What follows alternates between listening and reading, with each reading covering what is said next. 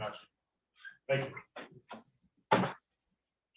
All right, guys, we got Trey walking up to see us now. Hey, Trey. Hey. You ready for us? Yes, sir. All right, we'll start first with Matt Derrick. Go ahead, Matt. Hey, Trey, good to see you. Hey. Couple of questions for you. But first off, this is the most, obviously, games and snaps you've probably ever played in your career and everything. People talk about a rookie wall. Have you felt like there's anything that you've had to push through and anything you kind of had to manage as far as your health and your, just physical state right now? Yeah, just being consistent about, body maintenance and habits, doing the right things off the field, getting enough sleep, eating the right things, that has helped tremendously, I'd say, especially in this latter half of the season. It's definitely something that is new to me. Obviously, I haven't played this much football ever in my life. So it's something I'm adjusting to. But, just building those good habits I had at the beginning of the season, they're paying off, at the end. Let's go next to Herbie Teope. Go ahead, Herbie.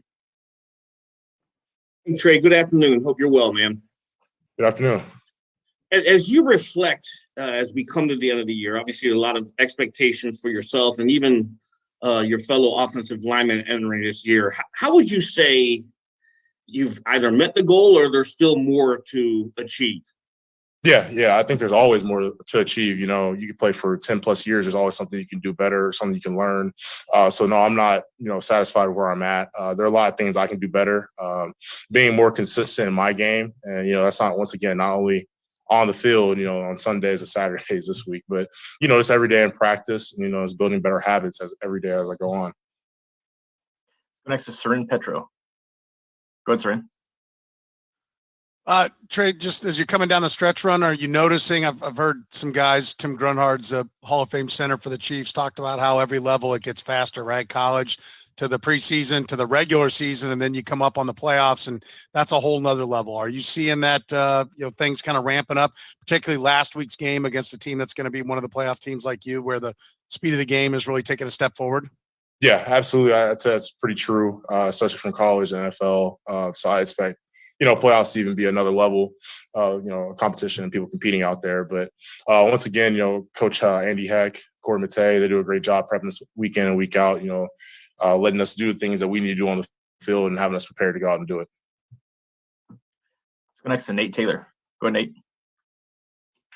Hello, Trey. In the last two games, you guys, as an offensive line, have pushed forward to let your running backs have over 100 yards these last two games. Just what has led to that success? And even with the shuffling last Sunday, what do you think you guys have done well to get better in terms of run blocking? Yeah, once again, going back to Coach Heck, Coach Matei, we go to work every week. Coach Bieniemy, he has a great plan drawn up every week, and we just go out there and execute it. And, as an offensive line, you take pride in the ability to move a person from point A to point B against their will. And doing that consistently, making room for guys like Clyde, making room for DG, Jet, obviously Darrell Williams as well. We take pride in it, keeping them clean and letting them do what they do best. Let's go next to Mick Schaefer. Go ahead, Mick. Hey, Trey, how do you think you guys did last week with all the transition, the guys moving around, and Tooney moving to the outside? Is that a move you could make on the fly at some point, you think? Yeah, going back to it, it's a next man up mentality, especially in this league. Anything can happen at a moment's notice. The guys who stepped in did an outstanding job, watching film and everything, reviewing it. Once again, next man up, Joe went out there, didn't blink. Andrew out there, they didn't blink. They performed at a high level, and you can't ask for more than that. If my name gets called for the opportunity and I have to go do that to help the team, I won't hesitate to go help the team. Let's go back to Matt Derrick. Go ahead, Matt. Hey, Trey, there's always a lot of horror stories about college, and they're just about the length and the demands on your time. 5 a.m. practices, those kinds of things. How has the physical demands on your time kind of compared for your rookie year versus college? And especially late in the season, as far as how Coach Reid adapts, changes his practices to kind of give you guys a little more time off. Yeah. For me, it was just about time management. That's like the biggest piece in NFL compared to college. Obviously, I don't really have classes or homework, but my homework is, studying my plays, getting in my playbook and make sure I'm ready and, close to the game plan.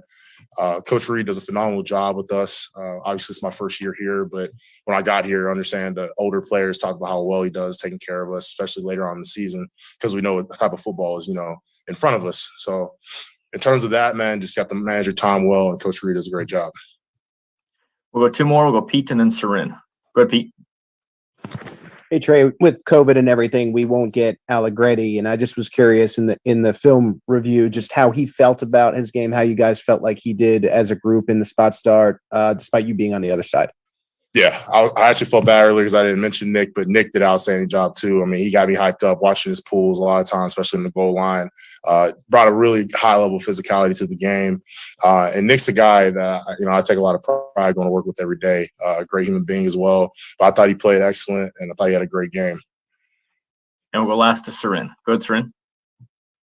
And kind of along those same lines, just Creed Humphrey. I know there's some statistical accolades out there for him that he's, I think, one of the highest graded, or maybe the highest graded rookie that's been out there. What's it been like playing next to him? I know you guys kind of being in it together as rookies, but also both of you playing at such a high level so early in your career. What's that chemistry been like for the two of you? Yeah, man, it's been awesome. Being able to transition to the NFL with someone that you've known prior. Obviously, I did a lot of draft training with Creed, and it's been a great ride. It's been a lot of fun. In terms of watching him work every day, the statistical evidence, it doesn't surprise me just knowing him as a human being and just watching him operate. He's methodical with what he does, and he's one of the best out there. There's no doubt about it in my mind. Trey, we appreciate the time. Thanks for joining us. Absolutely. Thanks for having me, guys. All right, guys. We got Coach Reid will come up here in a few minutes. Hang tight.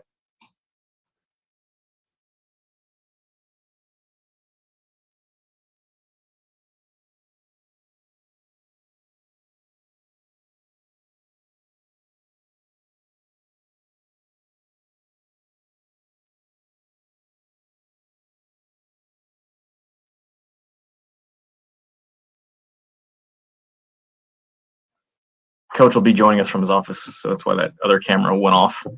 So if you got a pin, we'll have to repin.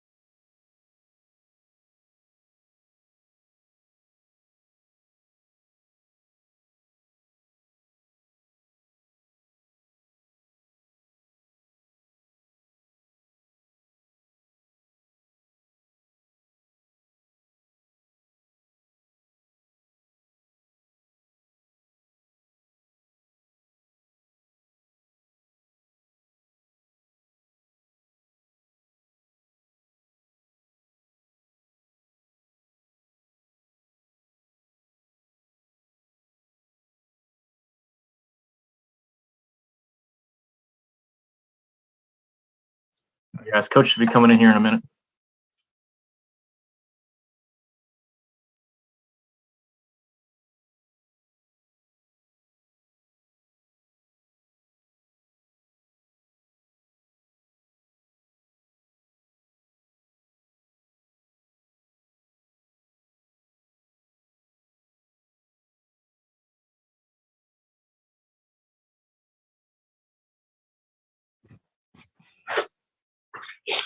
All right. Do I have you guys? Oh, Hey, coach, we got you. okay. We're All right, ready good. when you are. Okay. So, as far as the injuries go, Clyde didn't practice today. Most likely he's going to be out as it looks right now. Yang is out. And then the rest of the guys practice. Everybody got work in today, and we should be able to make decisions on what direction we go with DX come game time. So I look forward to the challenge of playing Denver. We know they're a good football team, and they're getting a bunch of their guys back. They're banged up a little bit last week with the COVID situation. So all those guys are back now, and we're expecting a heck of a football game. So with that, time's yours. Let's go first to Adam Teicher. Go ahead, Adam. Hey, Andy, just checking up on Orlando Brown. How do you look in practice this week, and do you feel like he'll be up on Saturday? Yep, I think he has a good chance to be. Yes, he did good. He practiced last couple of days. Let's go next to Sam McDowell. Go ahead, Sam. Hey, Andy. I was actually going to ask about Orlando as well, but I guess just something different. I realize you can't offer specifics on this, but knowing that the immediacy of the playoffs is right around the corner, do you change your approach to this game at all, whether it's wanting to get something in, whether it's leaving something out that you want to save for the playoffs? Again, I realize you can't offer specifics, but generally speaking, does it change the approach at all this week? I would tell you no, Sam. I mean, we've got to play well, and I think both teams are going to try to win the game. So we're right in that position where we need to do that. So next to Herbie Teope. Go ahead, Herbie. Just a couple of internal housekeeping things here. Joshua Kando obviously was designated to return to practice 3 weeks ago, so your window is up here probably next couple of days. What are your plans with him, and do you hope to have him available for the playoffs? I think we have a pretty good shot at it. So, but it won't be this week. I mean, right now. So, but we have a shot at getting him back. Yes. Let's go next to Matt Derrick. Go ahead, Matt. Hey, Coach, I know you over the past few years, you've changed your practices later in the season to keep guys a little bit healthier and fresher. I'm just wondering, with 17 games this season, has there been anything different that you've done of late? And also, how does this rookie class look as far as, kind of fighting through that rookie wall? Yeah, listen, that's a great question. I think they did a heck of a job of that. I didn't see any drop off like you normally see. So, and to answer your other question, yeah, we did. We maneuvered around a little bit.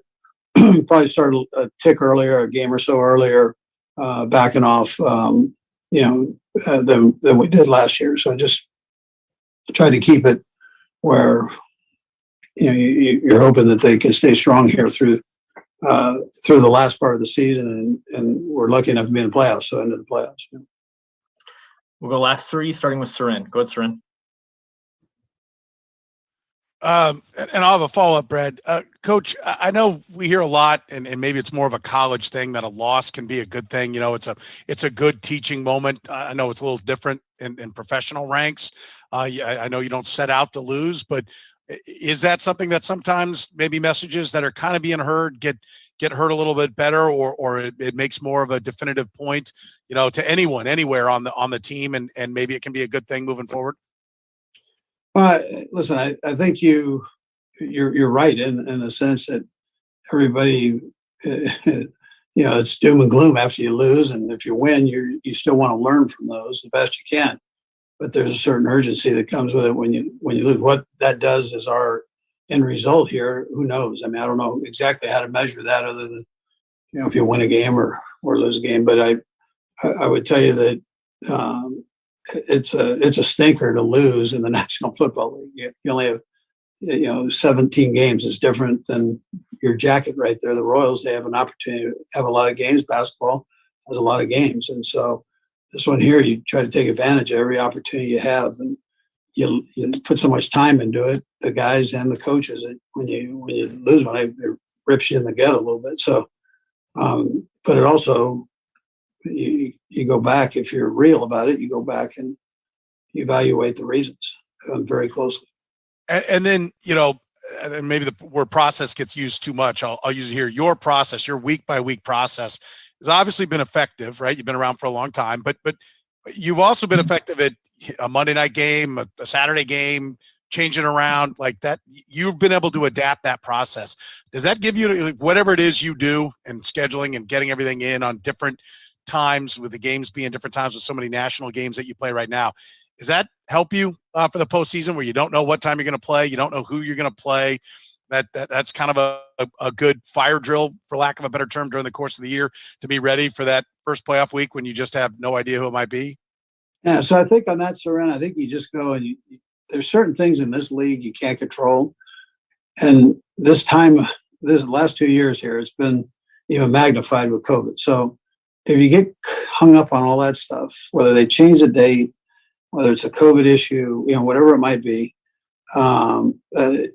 you're wasting your time. And so I don't know. I mean, I guess if there's one good thing our guys do, is they don't get caught up in all that stuff. They just kind of move ahead. Okay, give us Saturday game, we'll go do Saturday game. We go play at McDonald's, we go play at McDonald's. I mean, it's one of whatever you throw at us, we're gonna take and do what we got to do. I mean, to try to do our best. Last two, we'll go Mick and then Nate. Go ahead, Mick. Andy, I got a couple off the field for you. We visited your old stomping grounds a couple weeks ago in LA. We got some Tommy's Burgers, toured your high school, even saw a picture of you kicking a game-winning field goal in high school, which was great. I'm wondering how your upbringing, that school, maybe that neighborhood, shaped you in your coaching. Yeah, well, I was lucky enough to grow up around all different kinds of people. So it was, it was a great education without knowing you were getting an education, but you sure found the value in everybody, and you saw the good in everybody. And, we were teammates and that whole deal. So, it was spectacular. I look back now and I go, geez, that was incredible. I mean, incredible upbringing, great neighborhood. Everybody got along and worked together. And, I had a head coach that was Japanese American, but spent time in a concentration camp during the Second World War. I mean, how many guys knew that took place in our country? And so, I mean, from that to every race, religion, that you can guess, we had it, and it was a beautiful melting pot. Mick, did you have a follow-up there? You're still unmuted. You had one more. Your friend Peter Arbogast, voice of USC football, right, relayed a story. He said you were watching a high school football practice one time, and but future Hall of Famer Mike Haynes was there, and he turned to you and said, "Why aren't you up for high school football? You're huge." And you said, "Because I'm in fourth grade." Was that a true story? Yeah, I was a little bit older, but it was right around that time. Mike Haynes is one of my favorites. Those guys were all my heroes growing up, and my brother included was in there. So I those guys. Tom LeBonge, who was one of the city councilmen, he was on that team with Mike Haynes, and Reggie Haynes. He played for the Redskins. We had all this talent there. We couldn't win a game, at that time. And then I kept telling them, when I get here, we're going to win. We're going to win. And we ended up winning. We had a bunch of good players too, and we ended up winning games. So it was a great experience. But you got a taste of it all. That plus you had a Tommy Burger, man. You're in the club now. Huh? You're in the club. So that's good. And we'll go last to Nate Taylor. Go ahead, Nate. Great time, Andy. I guess I'll bring it to football here. Just briefly, your running backs, how different is it early in the season versus where you are now in terms of confidence and their development, both as running the football and receiving it from Patrick? Yeah, they're doing a good job, Nate. I mean, Daryl's been around here a while. I think people appreciate him. now more than ever. And Gore's all of a sudden shown up. It's a tribute to Brett. It's a tribute to the kid for how hard he's worked. And McKinnon came on board. He stepped in. And then, we've got a first-round pick that's a good player too. So, and Clyde, that's a good group. It's a good room. Greg's done a nice job working in there. And it's been a good transition, I think, for the guys. They've been productive for us. We got to keep it going though, Nate. I got it. Right. Don't give them too much credit. Coach, we appreciate the time. Thanks for joining us. All right, guys. Be safe. Thank you. Thank you. All right, guys. That is it for today. If you have